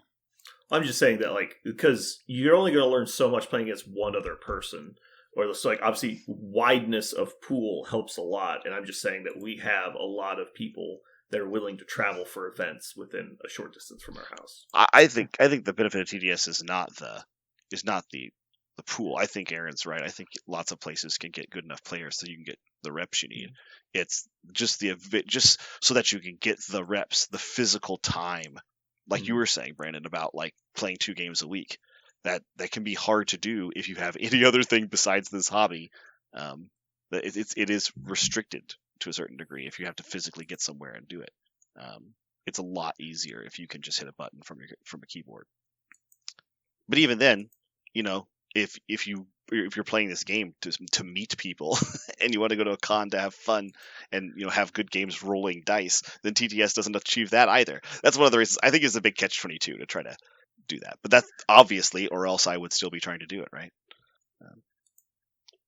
I'm sure there's someone out there that is perfectly satisfied with working all year long to do a national tournament and have a serious goal and an expectation of performance all the way to the final round and the championship. I'm sure that actually satisfies somebody. I'm sure it does. But the question was, does it satisfy any of us? And I don't think any of us are there. Well, the question is, how do you approach these large tournaments? And so it's more about how we specifically do as opposed to how people should. Right. That's true. There's definitely been the majority of my adult life that has been the way I played games. Was like, okay, well, it wasn't like I had it circled on the calendar or anything. It's just like, oh, I know I'm going to Adepticon or War Machine Weekend or LVO or whatever we're going to. And it's not like looming. It's just like, it's more like I know that's where the finish line is. Mm-hmm. And then it's just like, and then we're just jamming our way through, hitting as many things on the way as we can and just seeing where we end up. But yeah, for me, it was great because it's kind of like when you're like playing League of Legends and you're like, okay, well, my goal is to get to gold or whatever, to diamond or platinum, wherever you're trying to get to. It's not like you have like days on a calendar. It's just like, that's just where I want to end up. And you're just working your way there, and it's about the experiences along the way. And so I don't think I doubt there's many people that have it like in their head that, well, this is how I rate myself is based on how I do in this tournament or anything. But, or rather, if you do, that scares me a bit. But I remember for the longest time in War Machine, the mark of like if you were a competitive player, and I was like, could you make it into the War Machine Weekend Invitational, which is like the LVO Invitational now. It's like, did you make it? Well, it was way more exclusive back then. I would say War Machine was probably 2 or 3 times the size of Marvel is now, and there was for the longest time only 16 spots. It was hard. You had to really try to get into that tournament. And so that was my goal for several years. And then after that, it transitioned to being on the World Team Championship team. And so that was all fun. But it was all about just getting better constantly and not, rating yourself against other people necessarily. I have a question for you guys. This is a related question. Would you ever go to a big con if you couldn't play a competitive game? Or do you need a competitive game to go play to go, play games with the intent of winning, right? Kind of Aaron's kind of definition, right? What if you're not competitive, if you're not trying to optimize your chance of winning the game, would you go play a game that you couldn't do that? And I'm not sure what a good example would be. Are you talking about like, would you take a low tier, what you consider to be a low tier faction to an MCP tournament? No, I mean like play a different game, like. Like I don't not compete in a competitive event. Just go to like screw around. Yeah. Go to play a bunch of board games, right? Just play a bunch of board games. So I think I haven't actually played a game at the last like 2 Adepticons. So, so Brandon's a yes. Yeah. Now, don't get me wrong, I would much rather be playing in the competitive tournaments. It's just the way things line up. It's a combination of painted requirement and like wanting to get battle reports and stuff like that. Well, you're participating in a different kind of part of the community, right? Like that's you're excited about the content creation and stuff like that too. So that answers that question. Aaron, would you? I would consider it, and not because I'm a tryhard, but because I'm socially awkward. And if I'm not there playing games, what am I doing? I would love to just hang out with people and drink Chimay and enjoy time. I find that difficult. Agreed. I fucking hate people. The only reason why I bring it up is at Adepticon, I heard myself say the same thing over and over again, and it was really helping like my mindset. And I just kind of realized I kind of have been in a mantra for what I like out of big cons now is I just like play more games, more games, and for me, it's like an opportunity just to play as many games as possible, and there's nowhere else on Earth that I can play like 20 games in 3 days if I want to. Yeah. And that's that. Your deficiency, right? Like right. That's the thing you want more of and can't get. Right. Is games, because when locally, like your time is a premium, and it's just hard for you to get to the store and play. And so, like when you're isolated, you have effectively unlimited free time during that period. So like that's what you want to spend it on. That totally makes sense. Yeah. And so I guess that's my roundabout way of getting to, I think your motivation for going to the con at all probably supports, maybe, contributes to your outlook. Because I want to play my idea, and I want to, do it as many times as possible. Because that's the only time, I'll have to do that. So, for anyone who's trying to like answer the question of why go to a con, I think that's probably a good place to start, right? Why go to the convention at all, and then maybe that would even help inform what you think you would get out of a big show if you wanted to play in a competitive tournament. I'd say pretty much since we moved over to MCP, or basically since War Machine died, or at least we quit War Machine. The only event I've gone to as I want to compete and not as a vacation, basically, has been WTC, I think. Every other event has been, we're going to do as best we can, but really I'm just here to enjoy the weekend, have a good time. WTC was the only time I treated it like it was not work, but like as a challenge. Like the rest of the time it's been just screw around. Anything else you guys got for large events? Nope. Cool. I want to say thanks to Michael Whalen, one of our patrons, who gave us that question. And so I think we had a pretty good time talking about that. So cool. Go to big events. That's my last thing. Just go to big events. Go to big events. Go there. If you never have.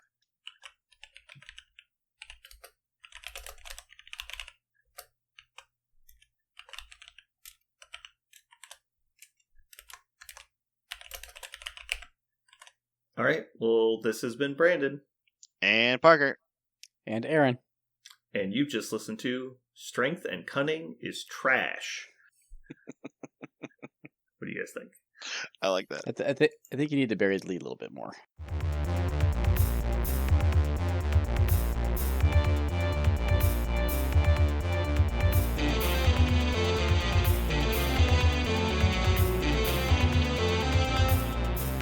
So what are we going to call this thing? I got it. Okay. Incredible, new, fantastic, astonishing, mighty, original, uncanny, sensational podcast. I'm just going to put down infamous.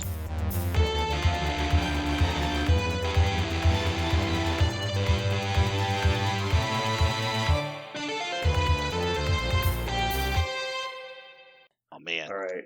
We're back. I'm not going to lie. That third clap, I think that's as good as any third clap I've ever done. That was really good. I mean, there's room for improvement, so that's good. I know. Sometimes I wondered, and now I know there is. And I'm dividing by 1 every time, right? Just getting a slightly fraction better. Dividing by 1? Divided by 1 doesn't do anything. Divided by 2. I'm dividing by 2 each time. I'm approaching. So you're saying you're never going to get there, I'm but approaching, you'll keep getting closer. Yeah, I'm approaching the limit. You're saying you get less and less close each time? No. Isn't that what dividing by 2 infinitely does? The Closer and closer to distance you 0. are getting closer is lower. Yeah, closer. Well, if So 0 eventually is you basically stop moving. 0 is perfection, right? Is 100%. Perfection? Okay. So, okay, several things. One, Aaron, your car is gone. Rest in peace. And you're not excited about shopping for a new car. This kind of blows my mind because I know you love a good hunt and you love a good spreadsheet. Why is this particular hunt for a car so sad for you? So the hunt is actually okay. Like right now, I have dealers lined up in Arkansas, Oklahoma, Missouri, and Colorado with quotes on cars I'm willing to go buy. I'm just playing them all against each other in about 5 different cars right now. However, what I'm not happy with is the type of car I'll be getting, and I'm still not sure what that is. For a little context, we got a small SUV for my wife that is not big enough for our family on like road trips and stuff. It's not the road trip car. We have an old road trip car that my daughter drives that was just going to be around for a couple years for when we needed it. And then eventually I would get a larger car, give it to my wife, and I'd take the commuter she's driving now. However, I just totaled my commuter, or a deer totaled it. I didn't do shit. Yeah, you didn't swerve at all. Yeah, well, An ICBD. I had like less than half a second. It did not work. Ballistic deer. Bam. So I could either. I just real quick. When I was driving home last night, there were 2 deer on my street. Like 3 houses down from my house, there were 2 deer crossing the road, just hanging out. Did I they? live in the middle of the fucking city. Did they point toward your car and run as fast as they could? No. Your they deer were didn't. smarter than my deer. Yeah. You need to get those little air cones that make. Oh, the anti-deer? Yeah, Yeah. I need to get the anti-deer. You should have had cones. those. I They're should like have. $8. Yeah. It would save your car. I'll see how much I can get off my insurance once I install my anti-deer cones. Yeah. All right, good. So I have 2 options. One, I buy a commuter car, and then we have no larger, family SUV type car in about 3 years when the old one shits the bed. And then my daughter gets my newish car, and I buy another big SUV. We're not the kind of family that gives new cars to our kids, so that sounds bad. Option B is a bunch of deer holes in it soon. I get a family car, and I take my wife's commuter a month after she got it. And she's like, "No, that's my car for a while." It's just ugly. Like, this did not align with our plans. Generally, Go your figure. car being totaled doesn't. Yeah. My hard recommend, and I know you'd agree with me easily on this, is do not give a younger driver anything resembling something expensive in any way. Yeah, they're hard driving recommend. 09s and 13s right now, the 2 of them. Why are you assuming that the commuter, the family car is going to crap out? Is it like having issues and you're just not fixing them, or Yes. like are you just like it's scheduled? Both. Okay. So to make this clear, basically the deer is hastening a process that was like you had really aligned. Correct. So My wife Well, I was was going to say, I think the problem is the deer removed one of the like hand-me-down blocks. Yep. And so now there's a void, and so they need to push everything down the line now, and they didn't want to do that. got it. Yeah. So there's no more hand-me-down, which is fine. Like I said, So- I just have to decide if I'm getting a commuter or an SUV. I see. So what would be to your mind? I mean, obviously you're trying to make a decision right now, but because the plan was originally to get yourself a larger car. Was that the idea? In about 3 Eventually. years, I I see. would take my wife's commuter, and she would get a larger new SUV. Ah. So we either execute that plan now, Mhm. which she isn't in love with because she loves her brand new car. She's like, Right. not less than a month. It's now 5 weeks old to her. Yeah. She's like, no, I love my new car. You don't get to have it. And I was like, but I'll give you another new car. Doesn't matter. She loves it. Mm. So it's either Why that don't you or I just get a buy commuter. another used commuter. That is option C. There's like 12 options. Yes, I could take the I insurance just don't understand payout. why that's not option A. Because I have a hang up buying used cars because I find that they are not worth the money you pay for them compared to a new car if you plan on running into the ground. And I don't trust people. People are scumbags. I think those are all valid concerns. I just think there's definitely the range band of both sides, new and used, and like from dealership, from person, that all makes sense. If you're buying a car for less than $5,000 and you have a reasonable amount of mechanical understanding or just know a mechanic, I think it's really easy to get a good deal. If you're spending more than $5,000 on, you should need a lot of mechanical know-how. And then if you're buying anything older than 5 years from a dealership, you're probably making a huge mistake. So we need to buy from a dealership less than 5 years old and less than $5,000?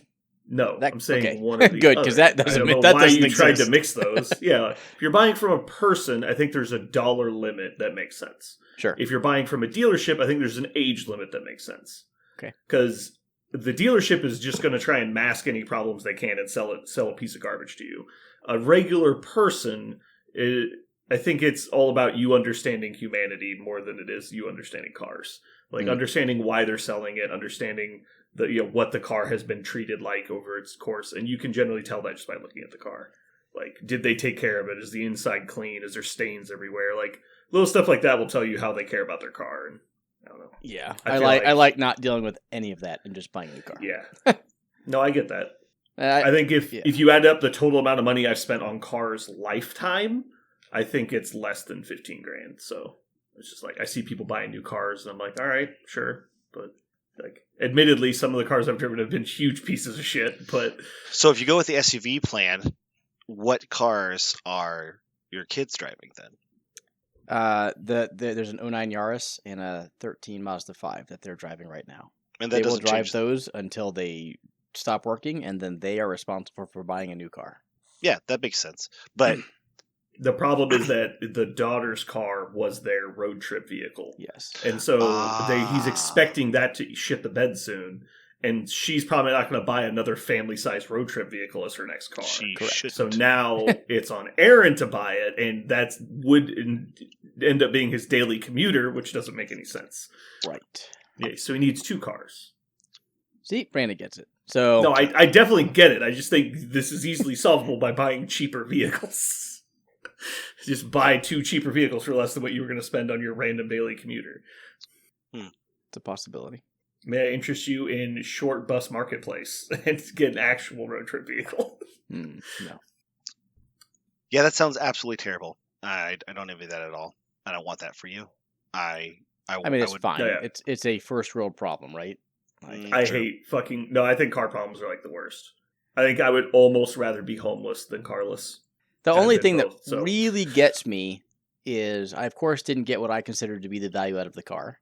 I do not Mhm. question insurance's calculations, but I know I took care of that car, Mm-hmm. right? So Right, and I know that there's- car was that going to doesn't go last into it many at all, more yeah. years, and maintenance was impeccable, right? I had it detailed, blah. It doesn't fucking matter, right? It's just, here are the comps, here's your value. And I'm like, thanks. Yeah, they just put the numbers in and like run a formula, and you're like, Right, which is well, right. I had the nicest one of those cars you could possibly have, and it doesn't matter Right. at all. I could have had the fucking shittiest shit one. stains all over it Yeah. and it wouldn't have mattered. The Yeah. fact that I didn't just kills me, right? So, again, not to begrudge the insurance process, but that's the only thing that really gets me is I cannot buy the car I had for the insurance payout Mhm. because of that. It is what it is. Yeah, certainly better than not having insurance, but I'm really glad I totaled one of the 2 cars that I did not take comprehensive off 2 weeks Mhm. before the accident. I wish you could just buy deer insurance. And maybe you can. I haven't looked into it. I don't Just think so. deer insurance would be worth it. Because when I'm out driving, the only thing I'm ever worried about hitting is deer. Although, If you I mean, you're not wrong. don't live in the Midwest, feel blessed for that. Like, there's fucking deer everywhere. If I didn't have comprehensive on it, I just wouldn't have got it fixed. Right? I'd have Yeah. been driving around half a car that didn't Your work. wobbly car. Yeah. The wheels were fine, you just couldn't get in the right side at all. I mean, that was still an option. You're correct, but I'd rather take the $6.5 grand. You're not for wrong. the car. Yeah, you're not wrong. That's definitely good. It was street legal though. You think you could still drive it? It was street legal. Yeah. Hmm. I had two mirrors and nothing else wrong with it. Speaking of legal, I crushed you guys this week, and I did not anticipate to do so. I did Oh not yeah, think. you picked mainstream video games. Of course you were going to win. Yeah, No, I'm not saying that you picked wrongly. Like, I'm just saying, like, anyone could have looked at the list and known you were going to win, I think. Okay. I picked an indie title that, like, nobody fucking knows about. I think you picked 3 of the biggest releases in the last 25 years. That is World of Warcraft definitely is going to get me some. Well, I thought, yeah. Honestly, I thought Destiny is massively popular too. Yeah, my thing is, I did not know if I was going to get like a sellout kickback where people are like, fucking sell out playing generic video games that everybody loves. I didn't know that was going to happen.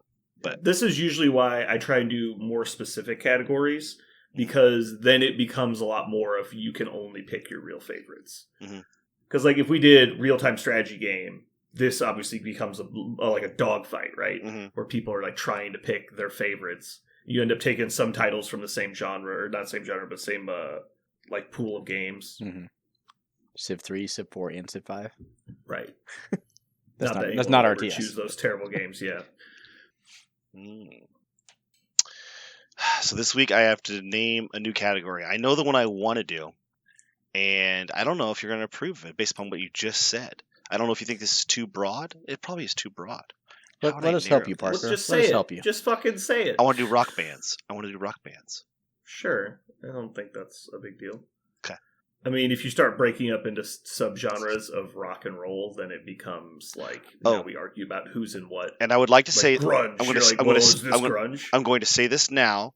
If there is a single person and the name of the band is functionally that person and they had a band, that counts. So like Bon Jovi. Yes.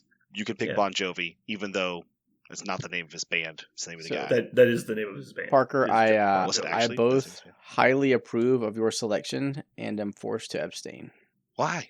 He knows rock bands. He's lying. What? I could not tell you. Can't name three rock bands? I can name a rock band. I could not tell you what song they sung. Oh, I actually don't believe this. I think you can't name a single rock and roll band and one of their songs. You cannot pair a song with a band in the entire rock and roll genre. I call bullshit. Hardcore bullshit. So, Stairway to Heaven. Guns N' Roses? You have no idea? Now, see, you're doing this on purpose. I'm not. I swear to God, I'm not doing it on purpose. You're 100% faking it. Ugh. Well, can't just be Brandon. I was a rock DJ for about 3 months. I played a lot of AC/DC and Black Eyed Peas. You can't name one AC/DC song? I'll know it if you sing it. Yeah, I think he's 100% bullshitting. I know he can do this. No, I swear to God, I'm not. Oh man! Like I said, I could spit off if like you're Rolling claiming Stones dementia and AC/DC. on this, I might give you a soft pass. Nope. But like, I can name like 15 country music singer/songs. And I hate country music. So, like, this is... you either just have the worst memory ever, or... No, I legitimately never learned them. I never listened to rock. Okay. So, I think your choice is just spot on. You were a DJ. Yes. Do you know what a DJ does? They put in songs and hit play. And then 3 songs later, they're like... And that was also when I was, like, 18. So, that was a while. Okay. Well, I'll go back to the drawing board. No, you can keep it. You can just have 2 people. Ugh, no. I mean, that's okay. Ugh, no. We gotta give our listeners more than that. We're better than that. Sorry for letting you down. No, you're not letting me down. You can Leonard Skinner was like something about America, right? He did a few of those songs, yeah. There's more than one with that theme. Huh. Okay. Gonna go back to the drum board.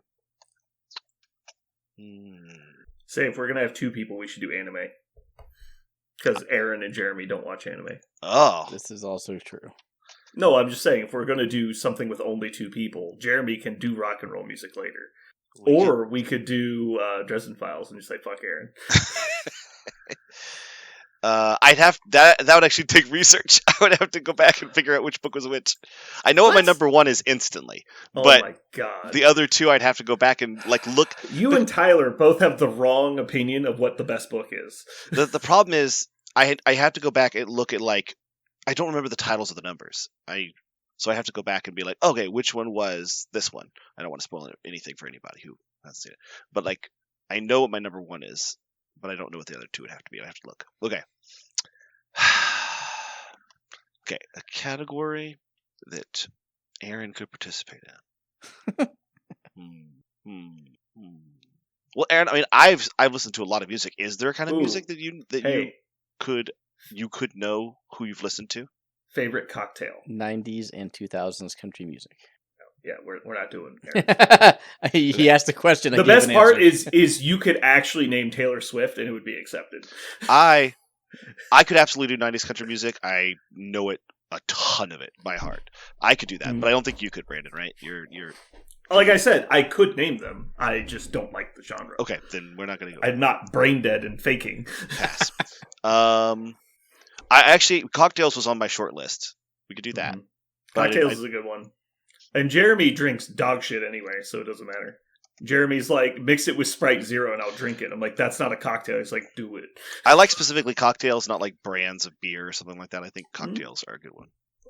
I also like beer, but there are definitely... I think cocktails is a good one. I think beer is a different category, is what I'm saying. Yeah, 100% is a different category. Yeah. I'm just saying that some people don't like beer at all, and I like beer also. I think I need to pretend to have internet issues versus speak up again. Aaron, are you not a fan of cocktails at all? I just haven't had any. Okay. Again, he's lying. What about beers? Have you had beers? He's never once had... I do drink beer. Any cocktails. Okay, let's do this. Let's do beers. The only thing I've ever had, and I don't know if it's a cocktail, is like a whiskey sour. That is a cocktail. Okay.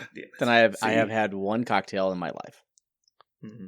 That kind of blows my mind. But the only one. You never had a hard alcohol mixed with something other than a whiskey sour. Mm-hmm. So you always, when you're going out with when you're going out for beer, you literally only do a beer. That's what you do, or wine. I'm guessing. I have drunk a lot of wine with my meals. Okay. Occasionally a beer, like less than 5 a year. Okay. And hard liquor almost never. Okay. I am inverted to you. I avoid beer, not because it's not my favorite thing. It will kill you. What?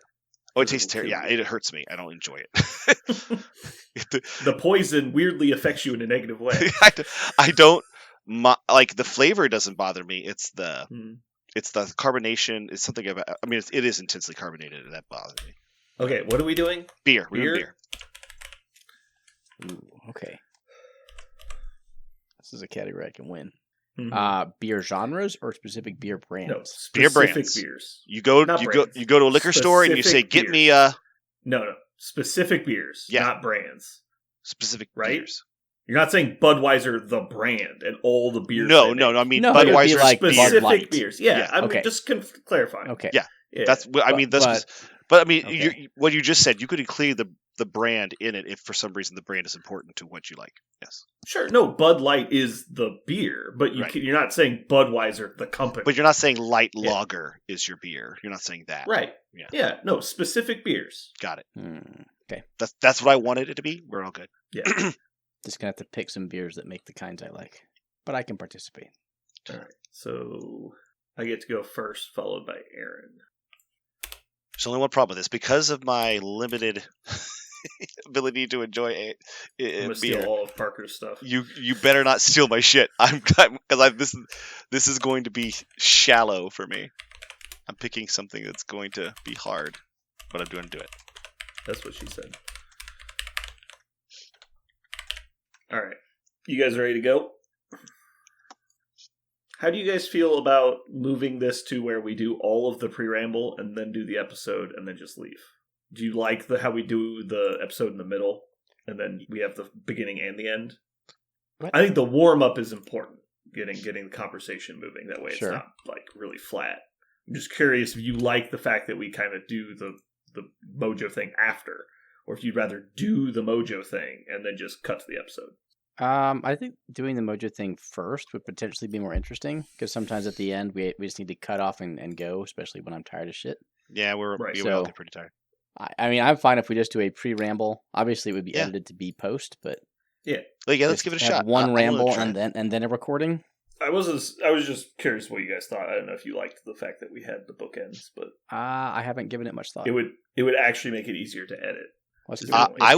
I'd be totally willing to do it. Let's do it. Okay. In the spirit of Jeremy, I have something I need to tell you, Parker. Ooh, tell me. I don't know if you know this, but I got a job at the bank. Uh-huh. And my wife thinks I'm doing a very good job, but I know I'm really not. I just don't know how to tell her. Yeah, that's good. I don't think like Aaron that. got it. Aaron, do you need me to explain it? I can explain it. See, Aaron, the joke is, if you say... Aaron. Like how Aaron has just become Jeremy instantly. I will give respect to a good joke. I'm glad you gave me respect then. I really appreciate you telling me that you liked it. I can see it in your eyes. That is not indeed what I said. See, I liked it. All right, so let's get into the Mojo verse. Oh, man. As you just heard, this week on Mojo World, we are reviewing beer. So we're going to do specific beers that we prefer, and obviously anyone who selects an IPA will be thrown off the show. Oh, man, that's so funny you say that. I had a friend. Parker's about ready to get thrown off the show. No. I had a roommate in college who brewed in our house, and his thing was making pale ales, and he made me try them all the time. And every time I just been like, I was just trying to be a supportive friend, Yeah. but every time I was just like, this tastes like dog shit. This is so hard to drink. I understand IPAs and sours and stouts. And I get why people drink them, but the answer is generally you have overconsumed and have killed your taste buds, and this is the only way you can enjoy it now. Just like coffee. It's like, congrats, you can no longer taste. Like, I don't want to try to explain why somebody would drink an IPA. I think it's just like... Other than just their hatred for humanity. No, I think it's just like... It probably comes down to the same thing that like why some people can eat like an onion, just like take a bite of an onion like an apple. I can do that. Yeah, so some people, I think it's just like the way some people enjoy interpret it's bitter. an acquired taste. They enjoy the flavor more than I do, clearly. Yeah. But it's just like it's just so much. It's like even they can't drink it; like they have to sip it. It's like that's not what I want out of a beer. But I don't even want. What I'm saying is, I don't even think they need to acquire it. I think I think it's hard to drink, and for some people it's less hard. Just like an onion is like hard to eat, but for some people it's less hard. Okay, so I'm going first this week. I'm going to pick my favorite easy drinking beer, Big Wave. It is it's bottled in Colorado, I think, but it's a golden ale. It's just nice and smooth, and it's just enjoyable. Next up, we have Aaron. There is only one correct answer to this question. Yeah, I know. How do you spell it? Chimay. Space blue. Oh you need the blue label. Chimay It is the fucking king of beers. Hands fucking down. If you disagree, jump off a fucking cliff. I don't think I've ever had one of these. Where do you find is it Chimay? You got one Chimay? at Missy's, I think. It's called Chimay. Yeah. You can get it. You can get them around town at some of your reasonably sized liquor stores. Chimay. It is a Trappist ale. So it is made by monks in Belgium. In what used to be a monastery, might still be, and then they will ship it over the world, but it's only ever made there using 19th or 9th century rather, distilling techniques, blah blah blah blah. It is fucking amazing. Question: have you been to Belgium? Yes. Have you had the beer in Belgium? I have had a beer in Belgium. Have I had Chimay in Belgium? Probably not, because I went to Belgium when I was a lot younger and didn't know as much as I did now. Fair. Shout out to Josh from Muse. We were in Belgium together for the WTC one year, and he had some monk brewed ale that they don't sell. They give it away locally, and so you can only get it once a month, and they don't charge for it. You just have to be there in line when they give it out to get it. And so he had some of that. A friend of his had gotten it for him, and so he gave me some of that. It was really good, and it's kind of in the same vein. Probably the best beer I've ever had. I think Chimay is good. I don't think I would put it at that level, but for something you can buy at your local store, it's very good. That is super I don't cool. know why, but Chimay is the only beer I can have like one bottle, and they come in like huge bottles. But yeah, they're big. It puts me on my ass like no other beer will. Like I don't get drunk off of beer except Chimay. Like I'll get buzzed off that shit pretty easily. So it comes in like a big ass bottle. I see. It's interesting. Packaging. It's kind of they make smaller ones as well. Local to Kansas City, That's cool. A lot of beer in Belgium is made in those bigger bottles. And you say you can get this most places, like in the most You get it at metropolitan Missy's areas. by you Price Chopper. Yeah, you can get it around most Price large Chopper. cities will have one. Yeah. Do you not know what I mean when I say Missy's? There's a liquor store by your house. Oh no, called no, Missy's. I didn't. I thought you said in Price Chopper, not Missy's. No, Missy's next has to Price everything. Chopper, there's a liquor store called Missy's. Missy's is amazing. That's where I get everything. Yeah. But Shout out Chimay Missy's. Blue is it's the darkest of the Chimays, and it's 9% alcohol by volume. Hot damn. Yeah, baby. If our listeners have never had Chimay and you like a well-bodied beer, you should absolutely stop what you're doing, find out where you can get one locally, and have one tonight. It is Unless you're amazing. driving. Don't do that. Anyway, What brand is it? Parker. So Red's Apple Ale. no, actually, Dear God, I please. already looked it up. Hard cider is not Ugh. beer. I knew I couldn't do that. No, Red's Apple Ale is beer. That's Is the it? problem. Oh well, It's no. beer that they put apple flavoring Oh, in. that's It's terrible. disgusting. I do not It's like so that. bad. Okay, so I actually going to go with one of my favorites ever. I do it. It's actually one of my favorite things to do in cocktails too, and that's Guinness. I love Guinness. Oh fuck! How do you spell Guinness? I'll look it up. Guiness. And it is my favorite because I love putting Guinness with other things. I love mixing Guinness. It's fun. So you like it for like car bombs and stuff, but not, or Yeah. like black and tans. Yep. I love mixing it with. I love cutting it with something. It is also. I don't mind it by itself though, but I like it mixed.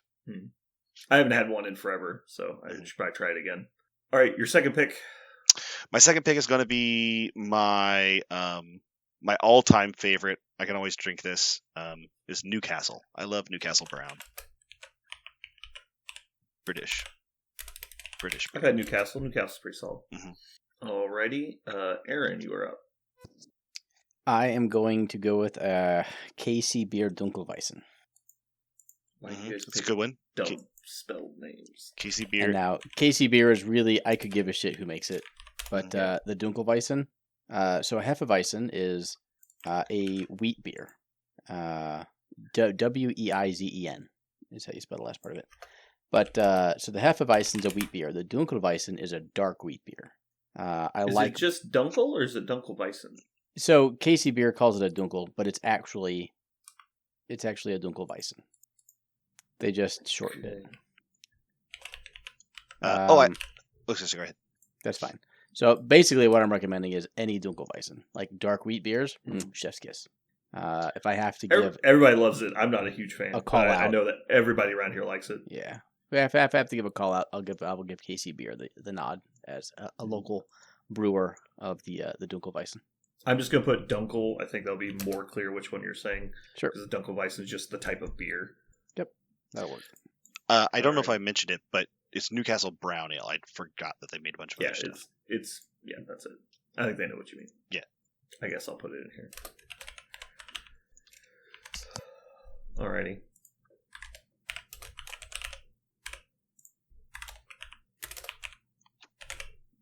I'm gonna go with 80 Acre. It is a Boulevard Brewing Company, more hoppy version of their wheat beer. It's pretty good. I kind of got tired of drinking the wheat after 30 cases of it, and the 80 Acres just got a little bit more flavor to it because it's a little bit hoppier. I like it. So I'm pretty easygoing with the beer drinking, and so at this point I'm trying to decide if I should just pick something I enjoy or try and pick something that I think people like. Pick 'Cause something they're you all enjoy. they're all pretty much tied though. Like there's like 6 different beers I could take right here, so I'm trying to narrow it down. I don't want to just pick Boulevard Wheat because that's kind of the same thing. Oh, I know what I can do. Haha, here it is.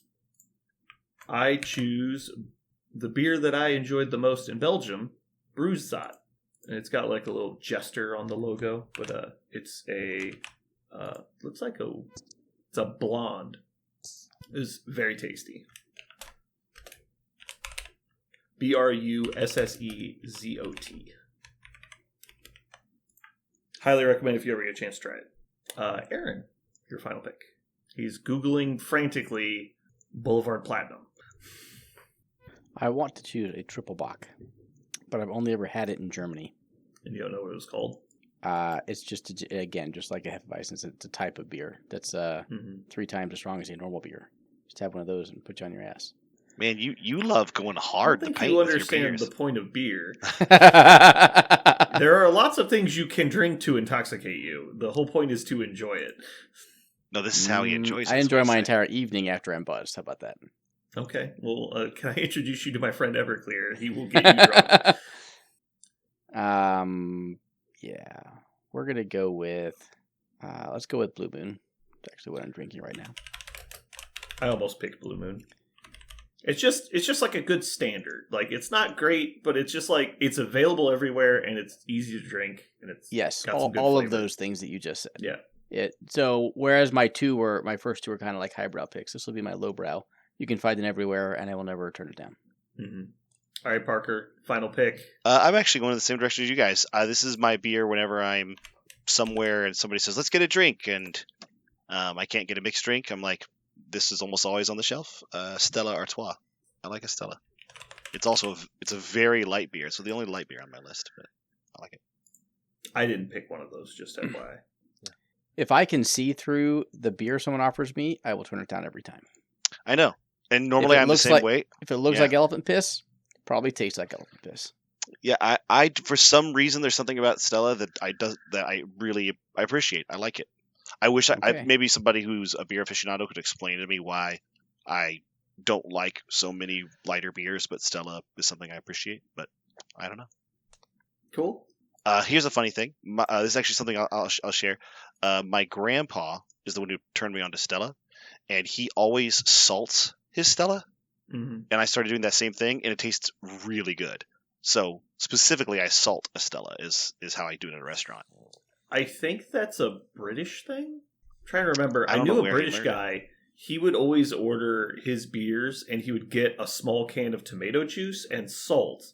So he'd mix in the small, like, it was like a 4-ounce can of tomato juice. He'd mix that into like a tall beer, like a 30-ouncer, and then also salt it. It was crazy to me, but he fucking loved it. Yeah, I bet I would enjoy that too. That sounds good. Mm-hmm. Anyway, I'm gonna lose. I know. Well, thank you guys for not taking any of my choices because I only had 3. So thank you. Well, I only went in with 2, and so I had to come up with the third one. I just forgot. I'm glad I picked what I picked. I'm not gonna lie. As soon as Aaron started rattling off a series of German syllables, and I knew Brandon was going to go that direction, I felt okay. It makes me very. That just means you like shit beer. I don't know if it was on the cast or not. We started this with, I do drink beer, but under duress. I only do it because somebody says, let's have a beer specifically, and they only have beer, and I go, do you have one of these 3? I will drink it. It's not that and again, I don't hate the taste. It just hurts.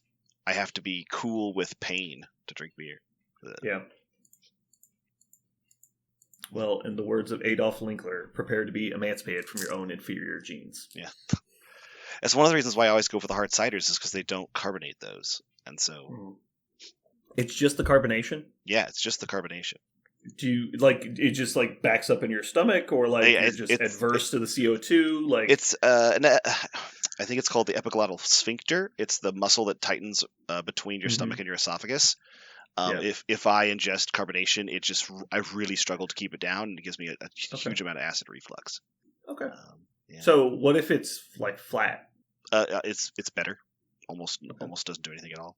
Acid content doesn't seem to bother it. Although, no, not really. Yeah, no. I was supposed to say I drink like orange juice and that kind of stuff. It doesn't really do it. It's just as soon as it's carbonated, I also I'm a really difficult. I over burp, if that makes sense. And so, I was going to say, because I don't hear you burp often. I'm like, you just your body naturally holding it in against its own will? I purposely don't. I try to avoid foods and any drinks that give me extra gas like that, or else it'll just start coming out and it'll just hurt. I think you've been around me once when I had a really bad attack. If it's really bad, I will burp every 5 seconds. It's almost like hiccuping. It's terrible and it just feels awful. See, I do that just naturally.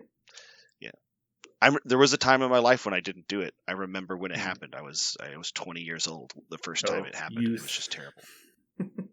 Parker, you have the body of an old man. I have the epiglottis sphincter of an old man, for sure. Is that it? You think that's all? Yep, that's the one part. The doctors tell me that's the only part. Because I went and checked. They put scopes all up and down everything. They're like, no, you're good, except for there. I'm like, okay. They ran a shit. telephone wire through you and they couldn't find anything. Yeah, literally. Just like ran the whole shebang. I'm like, you're fine, except for that part. I'm like, okay. Well, Aaron, I once made a big pile of money cleaning up leaves for my neighbors. I was just raking it in. No? I'm getting a head shake. I don't agree with that Didn't one. like that one? You're fine. No. I'm going to have to go deeper into the well. Hard pass. How about, I know that alcohol won't cure my depression, but it's worth a shot. That one's not bad. No, that, Okay. I'll give we're that back one, in business, boys. I'll give that one a solid A-. That one's We good. got him. I got double head nods. We're good. All right. I told John the jumpaline thing. He thought it was very funny as well.